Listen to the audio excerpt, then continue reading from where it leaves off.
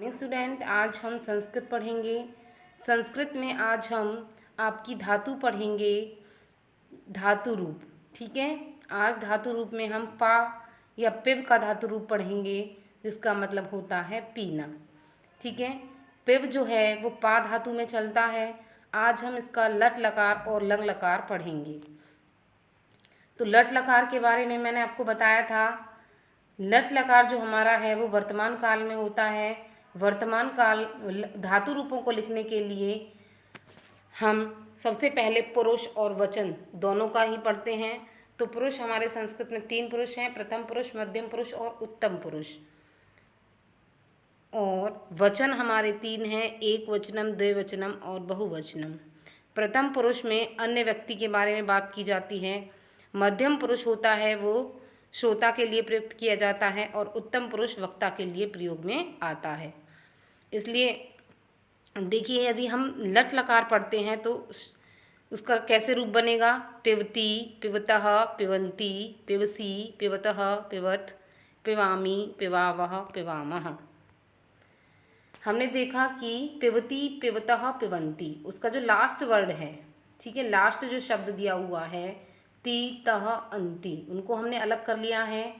ऐसे ही मध्यम पुरुष में सी, थ, आमी, आवह, आमह।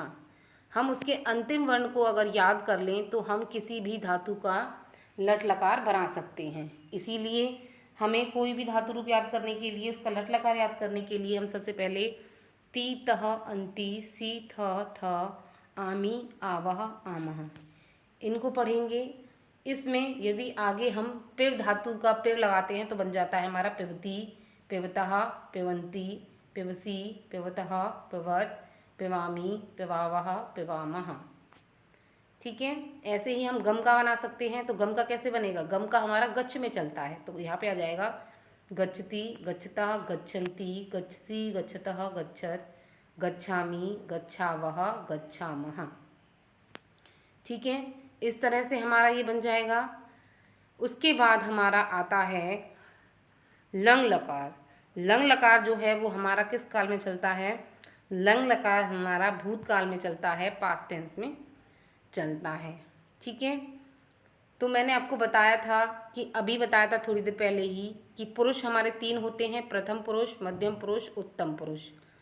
प्रथम पुरुष अन्य व्यक्ति के लिए प्रयोग किया जाता है, मध्यम पुरुष श्रोता के लिए प्रयुक्त किया जाता है, उत्तम पुरुष वक्ता के लिए प्रयोग किया जाता है। ठीक है, तो यहाँ देखो, हम जब लंग लकार रूप लिखते हैं तो उसके अंत में कुछ वर्णों में परिवर्तन होता है और शब्द के आगे आता है अ।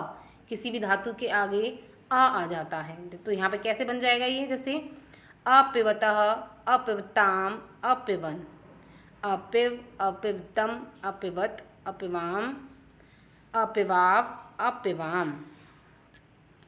ठीक है, इस तरह से बन जाएगा। तो यहाँ देखिए, इसके अंत में जो वर्ण होगा वो क्या होगा, त, ताम, अन। यहाँ विसर्ग होगा तम, त, अम, व, म। इस तरह से हो जाएंगे। तो हमारा शब्द रूप किस तरह से बन जाएगा, अपिवत, अपिवताम, अपिवन, अपिव, अपिवतम, अपिवत, अपिवम, अपिवाव, अपिवाम।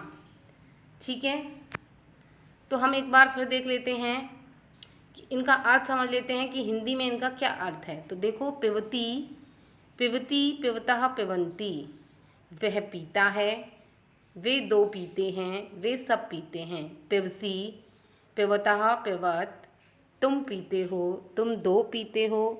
पिबम, पिबत, तुम सब पीते हो। पिबामी, मैं पीता हूँ। पिबावः, हम 2 पीते हैं। पिबामः, हम सब पीते हैं। ठीक है, उसके बाद आता है हमारा लंग लकार।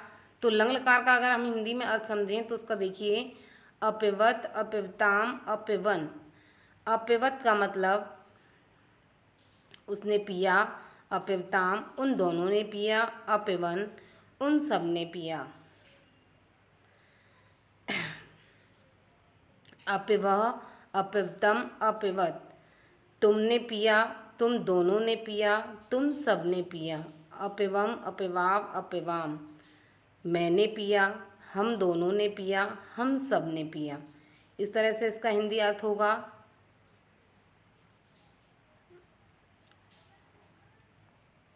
उसके बाद आपका गृह कार्य है कि आपको संस्कृत में पिप धातु के रूप याद करने हैं। पिप धातु के रूप में आपको लट लकार और लंग लकार दोनों को ही याद करना है।